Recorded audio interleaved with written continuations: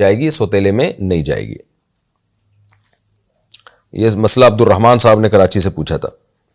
علم حاصل کرو چاہے چین جانا پڑے، کیا یہ حدیث صحیح ہے؟ کیا یہ حدیث ہے کہ علم حاصل کرو چاہے اس کے لیے تمہیں چین ہی جانا پڑے؟ ثناء اللہ نے یہ سوال پوچھا ہے۔ نہیں، یہ حدیث بالکل موضوع من گھڑت ہے۔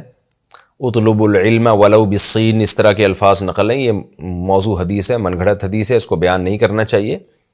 ہاں البتہ اس حدیث سے جو مفہوم ہے کہ علم حاصل کرو چاہے کہیں بھی جاؤ، تو یہ مفہوم فی نفسی ہی قرآن و سنت سے ثابت ہے۔ مفہوم کا مطلب یہ ہے کہ علم کی فضیلت، اور اسلاف سے اس علم کے لیے سفر کرنا بھی ثابت ہے۔ تو علم کے خواہ دین کا ہو یا دنیا کا ہو، اس کی فضیلت قرآن و حدیث سے ثابت ہے، اور اس کے لیے سفر کرنا بھی ثابت ہے۔ محدثین نے جو اتنا علم حاصل کیا وہ تو سفر کر کے کیا، اور جب مسلمانوں نے میڈیکل سائنس میں ترقی کی ہے، طب یونانی میں ترقی کی ہے، تو وہ بھی انہوں نے سفر کر کے کی ہے۔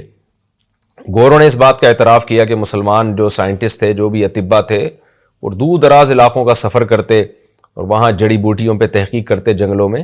تو علم سفر کے بغیر عام طور پر حاصل ہوتا نہیں ہے، اس کے لیے سفر کرنا چاہیے۔ رسول اللہ صلی اللہ علیہ وسلم نے فرمایا، من سلک طریقا یلتمس فیہ علما سہل اللہ بہ طریقا الی الجنہ، جو کسی ایسے راستے پر چلا جہاں وہ علم حاصل کرنے کے لیے نکلا تھا، تو اللہ تعالیٰ اس کے لیے جنت کا راستہ آسان کر دیتے ہیں۔ ریح نکلنے کے بعد